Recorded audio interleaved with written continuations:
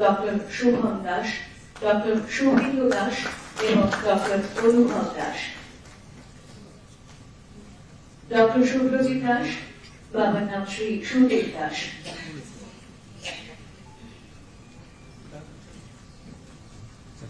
তারপর আসবেন ডক্টর প্রিয়াঙ্কা দাস, বাবার নাম শ্রী নারায়ণ দাস।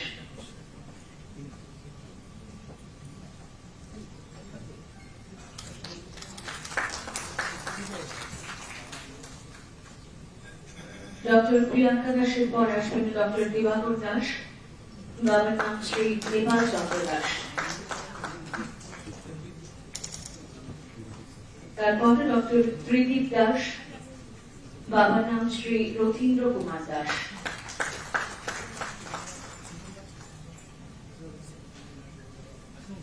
ডক্টর ত্রিদীপ দাসের পর আসবেন ডক্টর সুদীপ দাস, বাবার নাম শ্রী মন্টু কুমার দাস।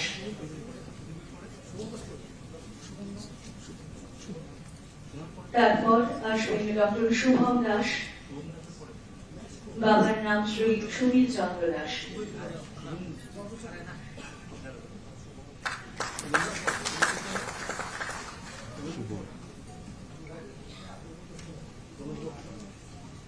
ডক্টর শুভম দাসের পর আসবেন doctor Suvendu Das, son of Shri Srinath Das.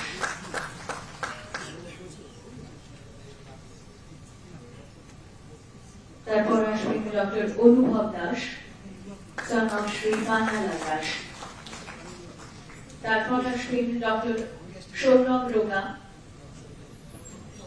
Doctor Ankur Debbarma, doctor Aroj Debbarma, doctor KCR Chakma, doctor Barnashree Debbarma, doctor Akash Debbarma, doctor Utpal Debbarma, doctor Dipashree Debbarma, doctor Suchana Debbarma এবং ডক্টর বিশাল জামাতিয়া। ডক্টর সৌরভ রোগা, বাবার নাম শ্রী সমরেন্দ্র রোগা।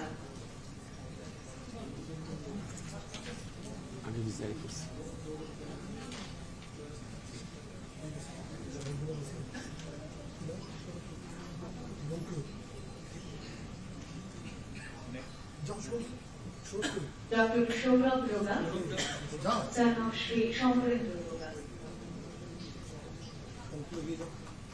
তারপর আসবেন doctor Ankur Debbarma, son of Shri Ashish Debbarma.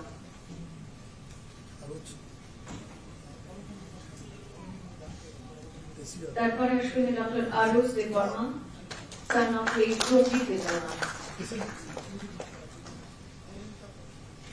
তারপরে আসবেন doctor KCR Chakma, son of Shri Bishu Chakma.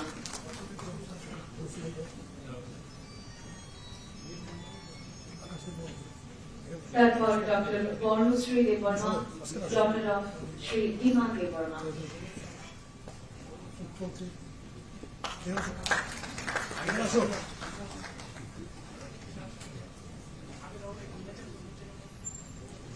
তারপর আসবেন doctor Akash Debbarma, son of Shri Shubhendu Debbarma.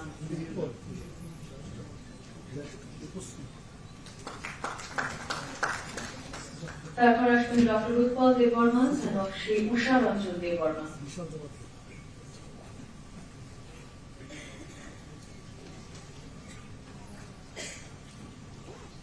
Doctor Dipashree Debbarma, daughter of Sri Takshirai Deborma.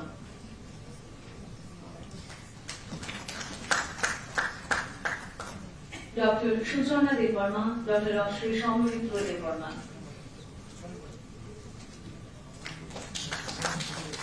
Dr. Vishal Jamatia, son of Sri Jawaharlal Jamatia.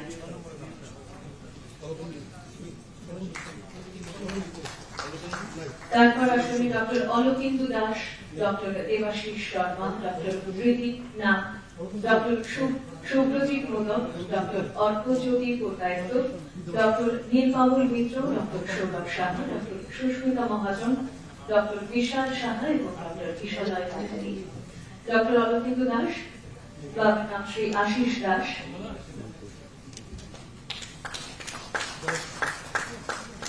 Doctor Debashis Sharma, son of Sri Babul Sharma, Dr.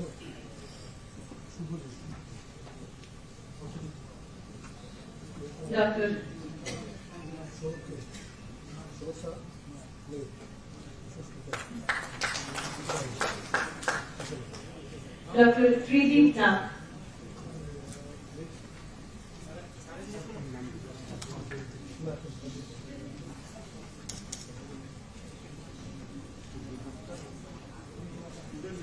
Dr. Shubrojit Modak, son of Shri Shushant Modak,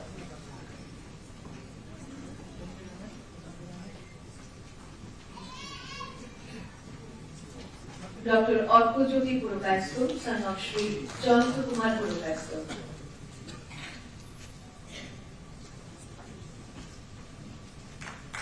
Dr. Neelkamal Mitra, son of Shri Ramdosh Mitra,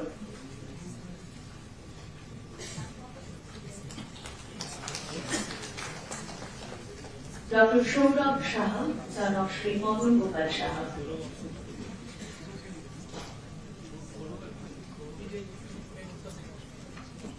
Dr. Shushmita Mahajan, daughter of Shri Haradhan Mahajan,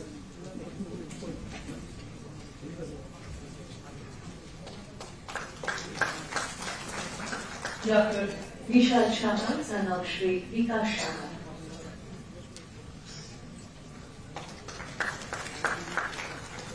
Dr. Kisholay Patali, son of Shri Kanti Patali. তারপর আসবে doctor Abdullah MD Zakaria এবং doctor Tanvir Ahmed. Doctor Abdullah MD Zakaria son of Mohammad Nazrul Islam, দুঃখিত নারুল ইসলাম।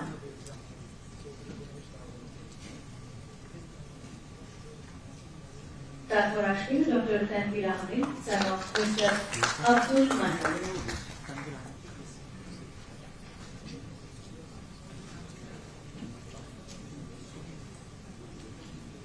এবারে secondary education ডিপার্টমেন্টের আন্ডারে school librarian পদে যারা নিযুক্ত হয়েছেন তাদের 5 জনের হাতে আমরা নিয়োগপত্র বন্টন করব।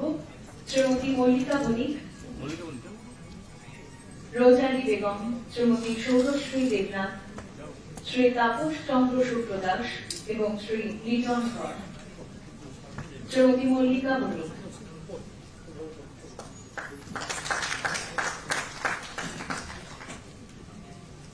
রোজালি বেগম,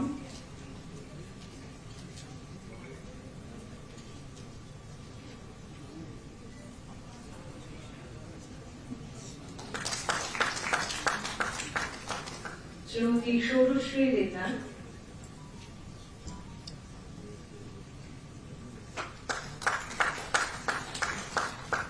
শ্রী তাপস চন্দ্র শুক্ল দাস,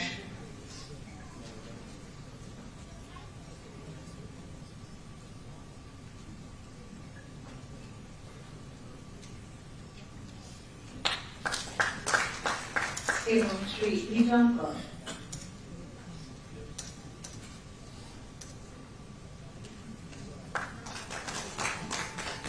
আন্তরিক ধন্যবাদ জানাবো আমাদের সম্মাননীয় অতিথিদের এবং বিনম্রভাবে অনুরোধ করবো আমাদের আজকের অনুষ্ঠানের প্রধান অতিথি তথা রাজ্যের মাননীয় মুখ্যমন্ত্রী প্রফেসর ডক্টর মানিক মহোদয়কে আমাদের সকলের উদ্দেশ্যে তার বক্তব্য রাখার জন্য।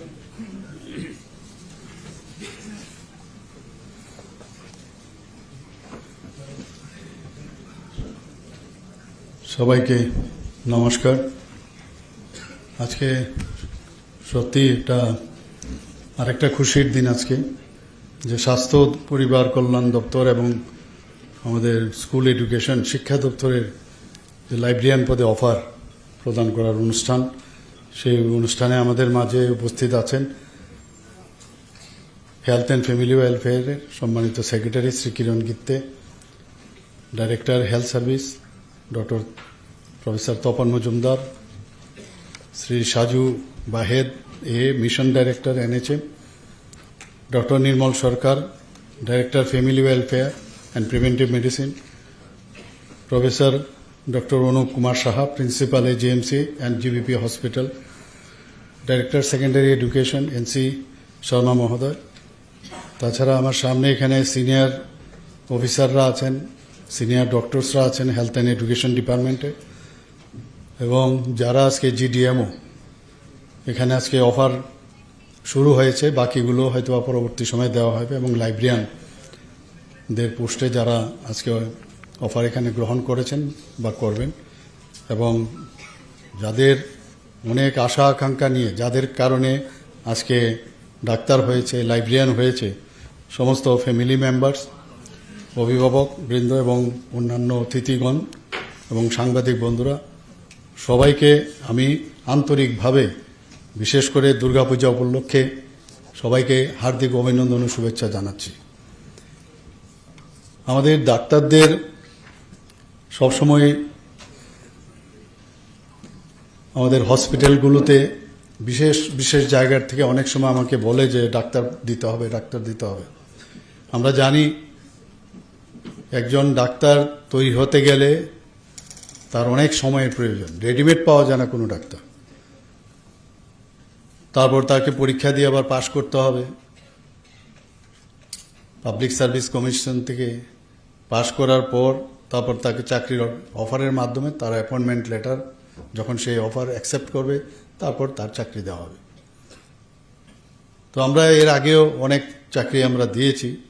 আমাদের সরকার চাইছে যে যতগুলো আমাদের ভ্যাকেন্সি আছে, ভ্যাকেন্সি পোস্টগুলো যত তাড়াতাড়ি সম্ভব আমরা যাতে সেগুলো ফিল আপ করি। এর মধ্যে আজকের 214 জিডিএমও আজকের এখানে অফার দেওয়া হচ্ছে। এর মধ্যে খুব খুশির বিষয় যে 142 জন হচ্ছে পুরুষ আর মহিলা হচ্ছে 72। একটা ছোট শিশু, একটা বাচ্চা মেয়ে, একটা ছোট বাচ্চার থেকে আজকে একজন বড় ডাক্তার হয়ে গেল। এটা শিশু ছেলে বা কোনোদিন ভাবেনি যে ডাক্তার হবে, আজকে একজন বড় ডাক্তার হলো। এবং তার যে এই যে রুট, সেটা কিন্তু মনে রাখতে হবে। এবং যাদের কারণে আজকে ডাক্তার হয়েছে, তারা যারা গার্জিয়ান, মা বাবা, বড় ভাই বোন, তাদের কথাও মনে রাখা উচিত।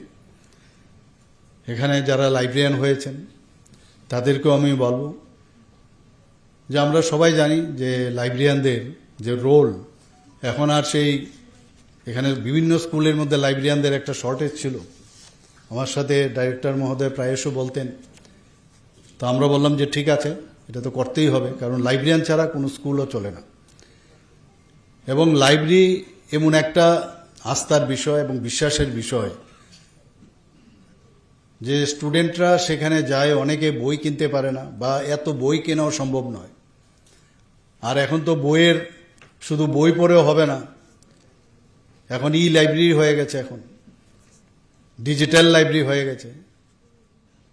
তো এক তো সেখানে তার যে জানকারি, স্কুলের তো আছে, স্কুলের পাঠ্যর যে বিষয়গুলো আছে সেই বই তো সেখান থেকে ইচ্ছা করলে ল্যান্ড নেওয়া যায়, তারপর আবার সেটা ফেরত দেওয়া হয়, আমরাও করেছি। এবং সেই লাইব্রেরির মধ্যে গিয়ে এমন একটা জায়গা যেখানে নিজের যে স্টুডেন্টরা সেখানে গিয়ে যে পিন ড্রপ সাইলেন্স, এটা এমন একটা অবস্থান, সেই জায়গার মধ্যে নিজেকে যে পড়াশোনা করার যে একটা এনভায়রনমেন্ট লাইব্রেরিতে থাকে। বইপত্র তো আমরা দেই, কিন্তু তাকে প্রপার ডিস্ট্রিবিউশনের বিষয়েও যে যিনি লাইব্রেরিয়ান আছেন তারও কিন্তু মানে নখদর্পণে থাকা দরকার যে কোথায় কোন বই আছে। যদিও বুকমার্ক দেখে সেভাবে বলা হয় এগুলো থাকে, কিন্তু তারপরেও নিজেরও কিন্তু নিজেকে আপডেট করা। এবং বিশেষ করে যখন স্টুডেন্টরা যাবে, অনেক সময় হয়তো নেটে তারা মানে ডিজিটাল দুনিয়ার মধ্যে হয়তো বা যে লাইব্রেরি মাধ্যমে যে বইগুলো পাওয়া, তারও তাকে হেল্প করা। তো বিরাট একটা টিচার যারা আছেন, টিচার থেকে কোনো অংশে কিন্তু লাইব্রেরিয়ানের দায়িত্ব কিন্তু কম নয়, বরং আরও বেশি আমি বলবো।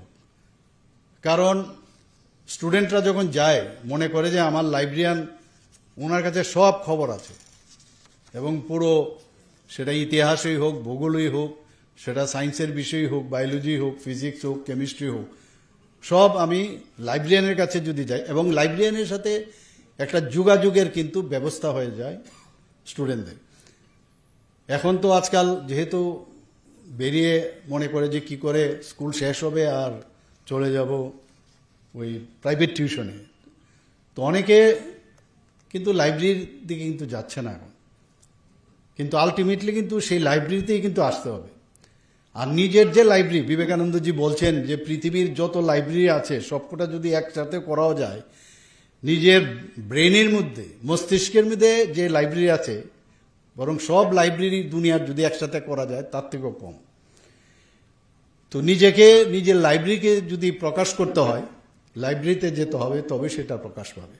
কাজে এমন একটা সুন্দর জায়গা, যখন এখানেও আমরা দেখছি যে লাইব্রেরিয়ানদের সংখ্যা সেখানে কম, আজকে এই লাইব্রেরিয়ানদের আমরা যে অফার আমরা বিতরণ করলাম, আশা করি যে বিষয়গুলো আপনারা জানেন বিষয়গুলো, কিন্তু নিজেকেও আপডেট করার প্রয়োজন আছে আমার মনে হয়।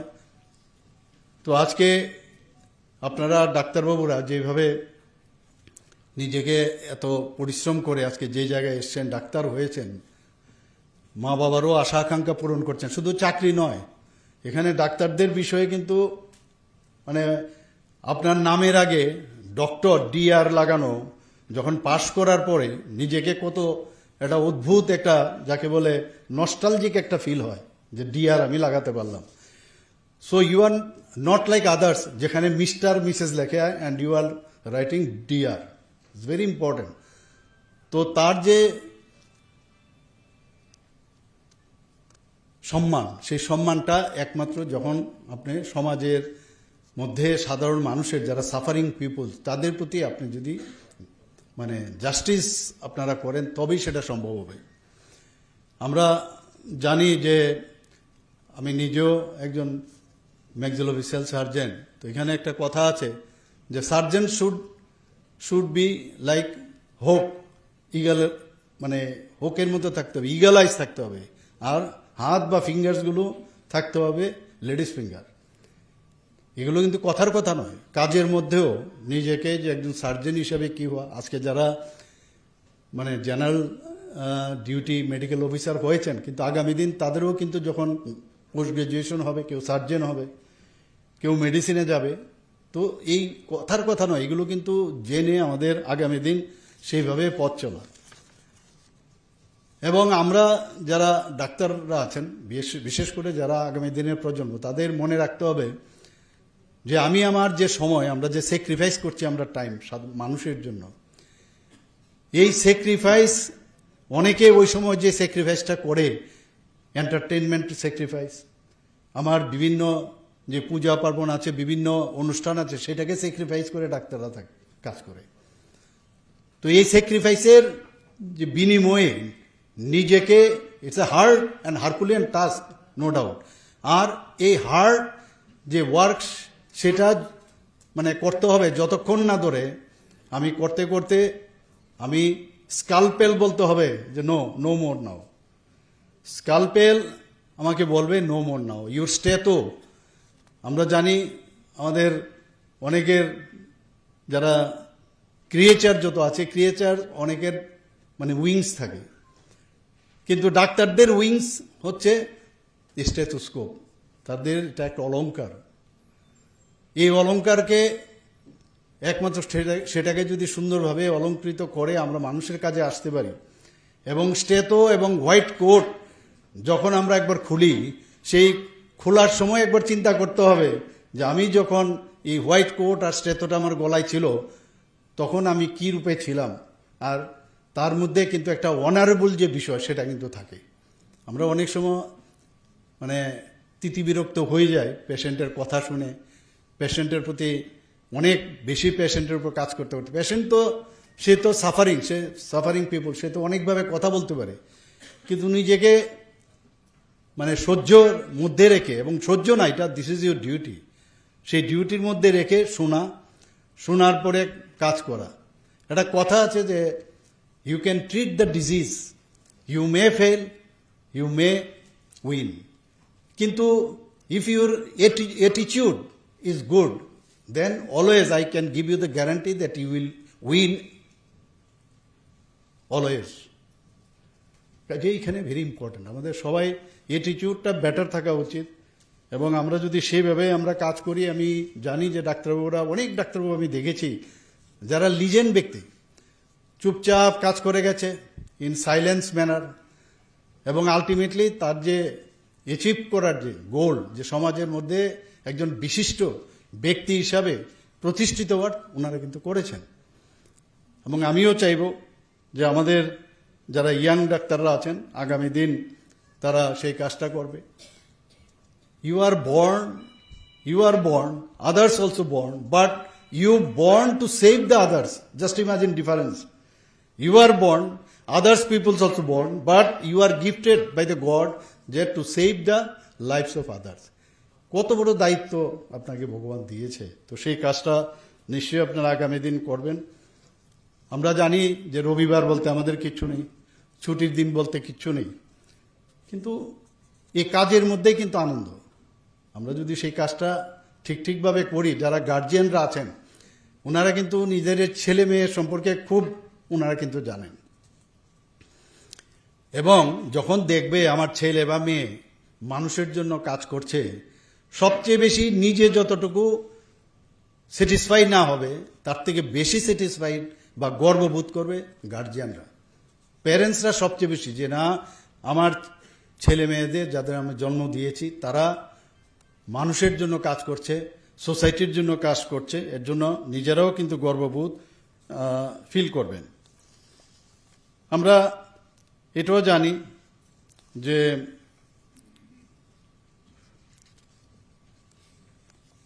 যতদিন ধরে আমরা প্র্যাকটিস করব, প্র্যাকটিস কিন্তু ডাক্তারদের সারা জীবন করতে হয়। রিটায়ারমেন্ট আমি তো প্রায়ই অনেক জায়গায় বলি, এখানে সাংবাদিক বন্ধুরা আছেন, এটা ওনারাও বোধহয় বারবার যেহেতু বলি লিখবেও নাই কথাটা, যে আই এম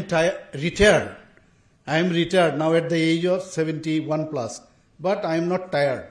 তো ডাক্তারদের কিন্তু টায়ার্ড বলতে কিছু নেই, সারা জীবন কাজ করতে হবে, এবং কাজ করতে করতে এমন একটা জায়গা হবে যখন আমরা কাজ করব, কাজ করতে করতে মনে হবে I am doing the right thing, কিন্তু কাজটা শেষ হবে কবে, বা নতুন করে কাজ যখন ইউ উইল ডু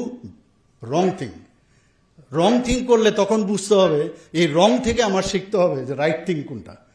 তো সেই পর্যন্ত আমার কাজটা করতে আবার নতুনভাবে কাজ করতে হবে, এই মানসিকতা নয় কাজ করা। আমি রং করলাম আর যদি বলি যে আরে আমার তো ভুল হয়ে গেল, আমি তো ঠিকভাবে কাজটা করিনি, the failure is the pillar of success, আমরা সবাই জানি।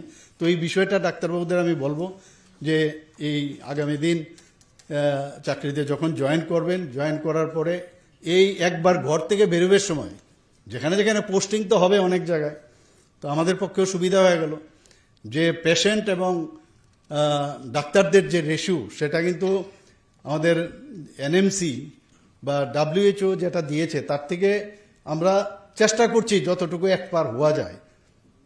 তো সেটা তো হবেই, আগামী দিন আমরা আরও বেশি ডাক্তারদের আমরা নিয়োজিত করব। আমরা এর মধ্যে আমরা দেখেছি যে ট্রান্সপারেন্সির মাধ্যমে আমরা চাকরি দেওয়ার সবসময় ট্রাই করি। এখন আমার ওই মিটার, আমি বারবার বলছি যে মিটার আমাদের বাড়ছে। এখন পর্যন্ত আজকে নিয়ে এই ডাইন হার্নেস শুদ্ধ আমরা 20,036 জনকে এখন পর্যন্ত আমরা সরকারি চাকরি দিয়েছি, আর বাকিগুলো তো মানে যেগুলো আমাদের অন্যান্য চাকরি আছে আপনারা জানেন, সেই চাকরি শুদ্ধ অনেক চাকরি আমরা দিচ্ছি। শুধু তাই না, MSME বা অন্যান্য যেসব মাননীয় প্রধানমন্ত্রীজি বারবার বলছেন শুধু চাকরি দিয়ে তো সবাইকে শেষ করা যাবে না, তবে অন্যান্য আমরা ব্যবস্থা করে বিভিন্ন লোনের মাধ্যমে এন্টারপ্রেনারশিপ হওয়ার জন্য যা যা দরকার আমরা সেগুলো করছি। আমরা যেখানে স্বনির্ভরতার বিশেষ মাননীয় প্রধানমন্ত্রী যে বারবার বলছেন যে সেলফ রিলায়েন্ট হতে হবে, আমরা এই ত্রিপুরা সরকার আমরা চেষ্টা করছি যে ত্রিপুরা যেন প্রপারলি চলে, একটা স্বচ্ছতার সাথে চলে, তার কিছু প্যারামিটার আমরা সবাই জানি। এখন পর্যন্ত এটা আমার এখন প্রতিদিনই যেখানে যাব আমি সেই কথাটা বলবো যে ত্রিপুরা ঠিকভাবে যে চলছে তার সবচেয়ে বড় উদাহরণ হচ্ছে আমরা জিএসডিপির কথা যদি বলি, আমরা নর্থ ইস্টার্ন জোনের মধ্যে সেকেন্ড হাইয়েস্ট, পার ক্যাপিটা ইনকাম যদি বলি আমরা সেকেন্ড হাইয়েস্ট নর্থ ইস্টার্ন জোনের মধ্যে। আমরা যদি এখন ফ্রন্ট নীতি আয়োগের মাধ্যমে আমাদের যে এখন আমাদেরকে নোমেনক্লেচার দিয়েছেন যে ফ্রন্ট রানার হিসাবে আমাদের কিন্তু স্বীকৃতি দিয়েছেন। তো সব দিক দিয়ে আমরা পঞ্চায়েতের দিকেও যদি দেখেন এতগুলো আমরা 7-8টা প্রাইজ পেয়েছি বিভিন্ন ডিস্ট্রিক্টের। ধলাই ডিস্ট্রিক্টে আমাদের ধলাইয়ের এখন প্রাক্তন যিনি চার্জে ছিলেন ডিএম, ওনাকে নয়াদিল্লিতে ওনাকে প্রাইজও দিয়েছেন বেস্ট ডিস্ট্রিক্ট হয়ে। আমাদের এখানে যে অ্যাসপিরেশনাল ডিস্ট্রিক্ট হিসাবে সেটাকে গণ্য করা হয়েছে। তো সব দিক দিয়ে আমরা কাজ করছি, কন্ট্রাকচুয়াল, আউটসোর্সিং, সব দিকে আমরা কিন্তু চাকরি দেওয়ার ব্যবস্থা করছি। আমরা যে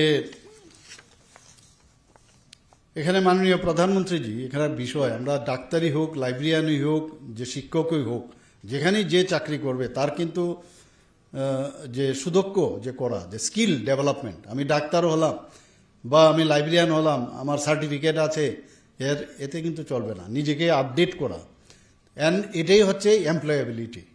নিজেকে আপডেট করতে হবে, ট্রেনিং নিতে হবে। এবং এখন তো আর্টিফিশিয়াল ইন্টেলিজেন্সের কারণে আমরা কিন্তু মানে ইচ্ছে করলে অনেক কিছু জানতে পারি আমরা। তো তার মধ্যে এবং যেগুলো ট্রেনিংয়ের দেওয়ার আমাদের সরকার তো সেগুলো করবেই। যখন মাননীয় প্রধানমন্ত্রীজি দেশের দায়িত্ববান নেন 2014-তে, তখন দেখলো যে 33.95 যে এমপ্লয়াবিলিটির হার। তো এই এমপ্লয়াবিলিটি নিয়ে কি করে দেশকে সামনের দিকে এগিয়ে নিয়ে যাবে?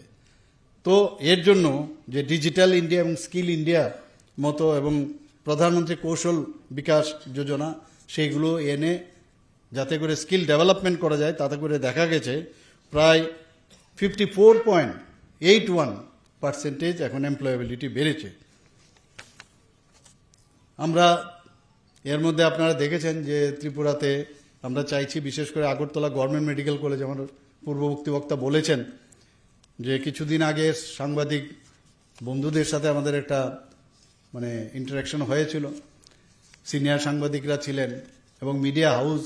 সেখানে দেখলাম যে বাকি বিষয় ছেড়ে খালি জিবি হসপিটাল নিয়ে কথা বলেছে বেশিরভাগ, আর রাস্তাঘাট নিয়ে। কিন্তু আমরা সার্বিক যে বিষয় সেগুলো নিয়ে আমরা যখন বললাম ত্রিপুরার জন্য আমরা কি করছি, দেখা গেল অনেকেও এই বিষয়টা কিন্তু জানেন না। তো আমরা আজকে জিবি হাসপাতালে যদি আমরা বলি যে প্রায় এখন 150টা সিট এখানে এমবিবিএস হয়েছে। আগে কটা 3টে সিটের সময় আমি জানি, আমরা যখন ছোট 3টা সিট আসতো, ক্যান্ডিডেট 2জন, এরকমও ছিল এমবিবিএস। আস্তে আস্তে করে ডিমান্ড বাড়তে লাগলো, সেই 13-14টা বাইরের থেকে সিট আসতো। আর সেই জায়গায় আজকে আমাদের 150টা এমবিবিএস সিট এবং আরও 50টা সিটের জন্য তার জন্য অ্যাপ্লাই করেছে, সেটাও প্রায় স্যাংশন হয়েছে। তো 200টা হবে। তো মোট এখন পর্যন্ত সারা ত্রিপুরাতে আমাদের 400টা এমবিবিএস সিট রয়েছে।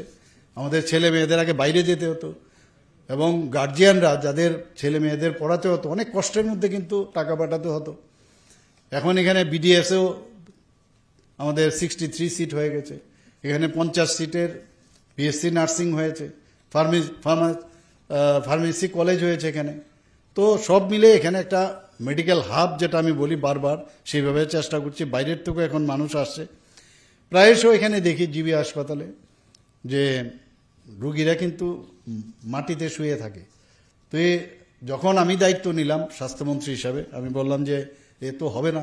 সেখানে প্রায় 700-র মতো তখন শয্যা সংখ্যা ছিল, ডাবল করা হয়েছে, এখন 1413। আরও শুনলাম 100টার মতো আরও শয্যা আরও বাড়াবে।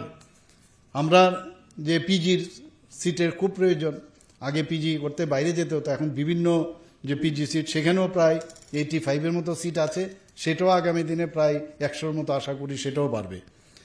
আমাদের আপনারা সবাই জানেন যে কিডনি ট্রান্সপ্লান্ট, এতগুলো 4টা কিডনি ট্রান্সপ্লান্ট, আজকেও পেপারে দেখলাম যে কিডনিতে একটা অপারেশন হয়েছে টিএমসির মধ্যে।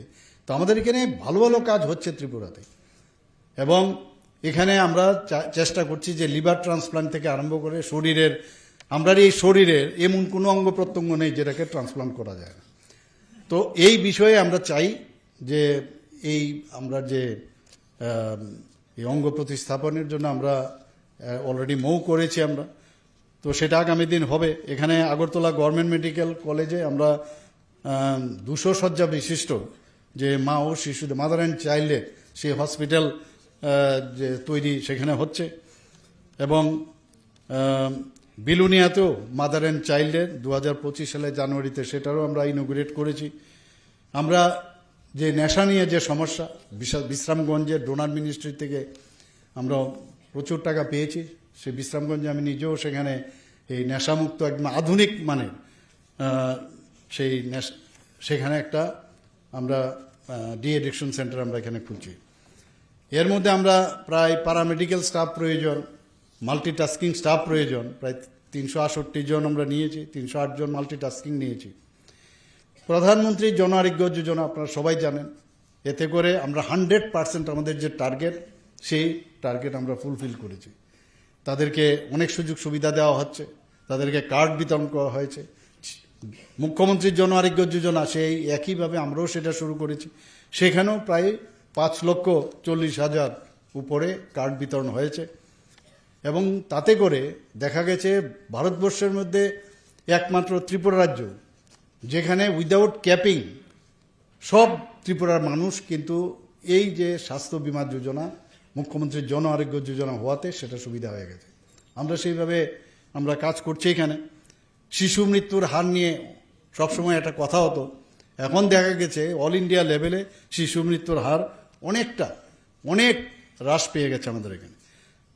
টিবি মুক্ত ভারত অভিযানে আমাদের ত্রিপুরার খুব সাফল্য অর্জন করেছে। 2025 আমরা জাতীয় পুরস্কার পেয়েছি। আমাদের এখানে আমরা বারবার আমি দেখছি যে যখনই কিছু হয়, চোখের কোনো সমস্যা হয়, বাইরে যাওয়ার একটা প্রবণতা থাকে।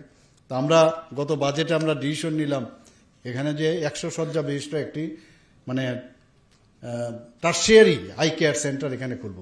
আমরা আইএলএসে উঠতে বাদিকের যে জায়গাটা সেটাকে আমরা চিহ্নিত করেছি। তার জন্য আমাকে একটু আগে আমাদের সেক্রেটারি সাহেব বললেন যে টেন্ডার করে দিয়েছে। কাজেই আমরা চাইছি যত তাড়াতাড়ি সম্ভব কাজগুলো যেন আরও তাড়াতাড়ি হয়। আমরা আইজিএম হসপিটালের এই বিষয়ে বিধানসভাতেও কথা হয়েছে যে এটাকে বিএম হসপিটাল বলতো আগে আমাদের। তো ভিক্টোরিয়া মেমোরিয়াল হসপিটালের যে পুরনো যে স্ট্রাকচারটা আছে, এখন নতুন যেসব টেকনোলজি বেরিয়েছে, বিল্ডিং না ভেঙে ইচ্ছা করে উপরে উঠানো যায়, জ্যাক করে ওটাকে উঠানো যায়।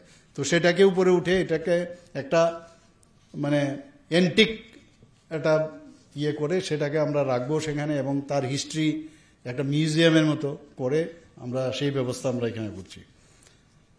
আমি আশা করি যে আজকে যারা নিয়োগপত্র পেয়েছেন তাদের আমি শিওর যে একটা নতুন অধ্যায় সূচনা হচ্ছে এবং আপনাদের যাত্রা শুভ হোক।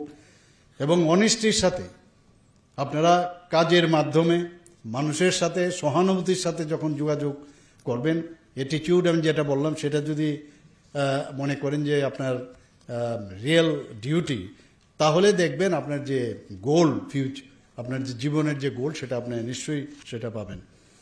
এবং আপনারা সবাই সুস্থ থাকুন, সাফল্যের সঙ্গে কাজ করুন, আর রাজ্যের মানুষের পাশে থাকুন। আবার আমি আসন্ন দুর্গাপূজা ও দীপাবলি উপলক্ষে এখানে উপস্থিত সকলকে হার্দিক অভিনন্দন, শুভেচ্ছা জানিয়ে আমার কথা বলা শেষ করছি। নমস্কার, জয় হিন্দ।